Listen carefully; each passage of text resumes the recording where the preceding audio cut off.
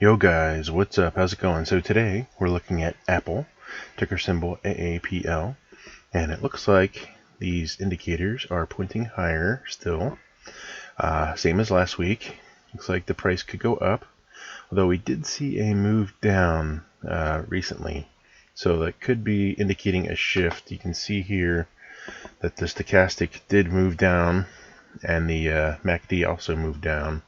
We're moving closer to that 20-day moving average, so wouldn't surprise me if we went down more. And that's okay with me because I have a cash covered put that I sold and I just rolled it out a little longer. Hopefully you guys see that video. If you haven't seen it yet, go back and look at it. Anyway, I'm rolling forward for a credit, so it's good. Anyway, it looks like Apple stock is probably going to go up this week.